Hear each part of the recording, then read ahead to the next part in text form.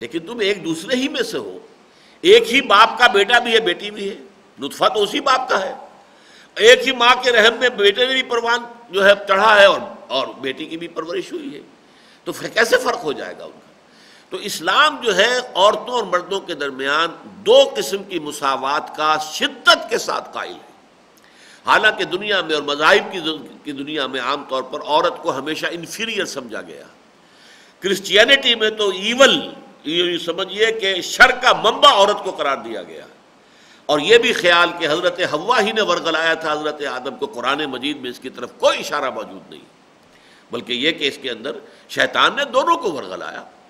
اس میں کوئی وہ نہیں ہے کہ پہلے جو ہے حوا کو ورگلایا اور حوا نے پھر آدم کو قتل، قرآن مجید میں نہیں، یہ سب تورات کی روایات ہیں جو ہمارے ہاں آ گئی۔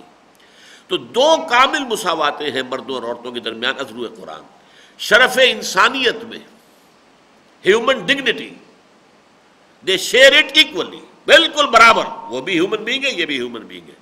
ایز ہیومن بینگز ان کی عزت، ان کا مقام، ان کا مرتبہ، ان کی حیثیت بالکل برابر۔ نمبر دو، مورلی دونوں ایک برابر ہیں۔ عورت خیر کما سکتی ہے اور اونچے سے اونچے مقام تک پہنچ سکتی ہے۔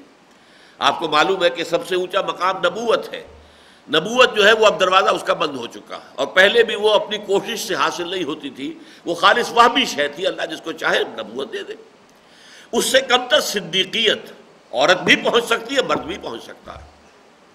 مردوں میں اگر صدیق اکبر ہیں ابو بکر، تو عورتوں میں الصدیقۃ الکبریٰ ہے حضرت خدیجہ الکبریٰ رضی اللہ تعالی عنہ، کوئی فرق نہیں۔ حضرت مریم صدیقہ، امہ صدیقہ، یہ قرآن مجید کی گواہی ہے۔ اسی طرح فرعون کی بیوی آسیہ جس کا ذکر ہے قرآن مجید کے اندر، سورہ تحریم کے اندر، یہ صدیقات میں سے ہیں، اللہ تعالیٰ کی وہ بندیاں کہ جنہوں نے وہ اونچا مقام حاصل کیا روحانی، کہ جو گویا کہ سب سے اونچا ہے مقام درجہ نبوت کے بعد۔ اور نبوت ظاہر بات ہے کہ انسان کے اپنے اکتساب کے دائرے کی شے نہیں ہے، وہ خالص وہمی چیز تھی۔ تو اس اعتبار سے نیکی کا چنانچہ آپ دیکھیں گے سورہ احزاب کے اندر ایک بڑی طویل آیت ہے، 10 چیزیں آئی ہیں، ان المسلمین والمسلمات والمومنین والمومنات والقانتین والقانتات والصائمین والصائمات، آیت مجھے یاد نہیں ہے اس وقت۔ 10 اوصاف ہیں اخلاقی طور پر، روحانی اعتبار سے، دینی اعتبار جن میں برابر گردان کی گئی ہے۔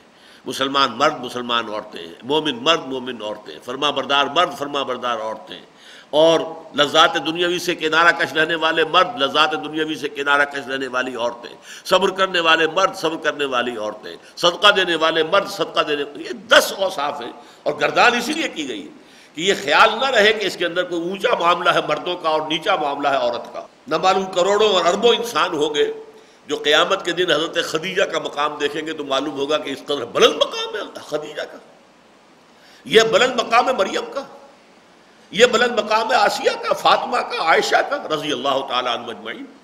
تو غور کیجئے، اس میں دو مساواتیں جو ہیں برا، البتہ جو تیسری مساوات مغربی تہذیب نے پیدا کی ہے وہ تباہ کن ہے۔ دنیاوی انتظامی اعتبار سے عورت اور مرد مساوی نہیں ہے، یہ مل کر ایک خاندان کی بنیاد ڈالیں گے، ایک مرد ایک عورت، ازدواج سے ایک خاندان کی بنیاد پڑے گی، ان کے ہاں اولاد ہوگی، خاندان بڑھے۔ اس میں انتظامی اعتبار سے ہیڈ آف دی فیملی مرد ہے، اور الرجال قوامون علی النساء بما فضل اللہ بعضهم علی بعض وبما انفقوا من اموالهم۔ یہ ہے اصل میں وہ شے کہ جس کی نفی کر کے مغرب نے در حقیقت پورے اپنا جو معاشرتی نظام ہے، سماجی نظام ہے، عائلی نظام ہے، اس کو برباد کر کے رکھ لیا ہے۔ یہ جو مساوات ہے مرد و زن کی، اس کا اسلام قائل نہیں ہے انتظامی اعتبار سے۔ جیسے کہ آپ کو معلوم ہے تمام انسان برابر ہیں، آپ کا ہیڈ آف دی اسٹیٹ بھی ہوگا تو اگر الیکشن ہوں گے تو اس کا بھی ایک ہی ووٹ ہوگا، اور کوئی اس کا کہیں اس کا مالی ہوگا یا کوئی اس کے ہاں ٹوائلٹ صاف کرنے والا اگر کوئی خاکروب ہوگا اس کا بھی ایک ووٹ ہوگا، اس اعتبار سے برابر ہے۔ لیکن صدر صدر ہے اور وہ مالی یا خاکروب خاکروب ہے۔ انتظامی اعتبار سے فرق رہے گا، افسر افسر ہے، ماتحت ماتحت ہے، انسان ہونے کی حیثیت سے برابر ہے۔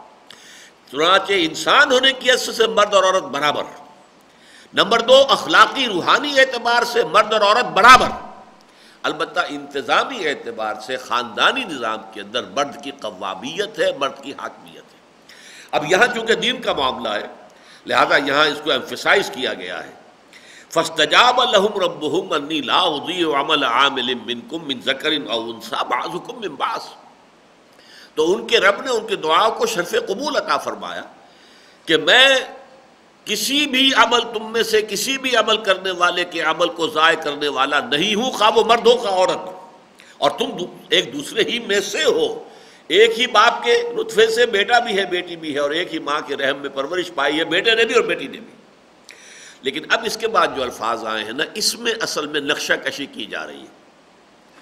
ایک وہ تقلیدی ایمان والے ہم لوگ ہیں، ایمان بھی ہے بیٹھے بھی ہیں، کفر کے غلبہ جو ہے اس کو بھی برداشت کیے ہوئے ہیں، منکرات پھیل رہے ہوں اس سے بھی ہمیں کوئی غرض نہیں، ہمیں اپنا دھندا، اپنی روٹی، اپنا کاروبار، اپنا پروفیشن، بس اس سے غرض ہے. یہ ان لوگوں کا معاملہ یہ نہیں ہوتا. یہ لوگ سلیم الفطرت سلیم العقل لوگ جو گویا کہ یوں سمجھیے کہ گلے سرسبد ہیں نسل انسانی کے، یہ خلاصہ ہیں، یہ اصل حاصل ہے. یہ جب ایمان لاتے ہیں تو پھر ان کی عملی زندگی کا نقشہ کیا ہے، ان کا جینا اور مرنا، ان کا جاگنا اور سونا، ان کا بھاگ دوڑ، ان کی محنت اور جد و جہد، ان کی قربانی، سب اللہ کے لیے. جینا اللہ کے لیے، مرنا اللہ کے لیے. ان صلاتی و نسکی و محیایا و مماتی للہ رب العالمین. پھر اس حق کی اشاعت کے لیے اپنا وہ ایک ایک لمحہ اور اپنا جو بھی وسائل ہیں سب صرف کر دیں گے کہ یہ حق پھیلے دنیا میں، اور اس حق کو سربلند کرنے میں، اسے قائم کرنے میں، اس کے لیے اس کا بول بالا کرنے میں تن من دھن لگا دیں گے. یہ ان کا نقشہ ہوگا، وہ نقشہ ایکٹیوسٹ جسے آپ کہتے ہیں، وہ نقشہ ہوگا ایک بہت ہی فعال انسان کا جو کسی نظریے کے لیے، اس کے فروغ کے لیے، اور پھر اس کی بنیاد پر قائم ہونے والے نظام کے لیے تن من دھن وقف کر دے. یہ الفاظ اس اعتبار سے بہت جو ہیں اہم ہیں.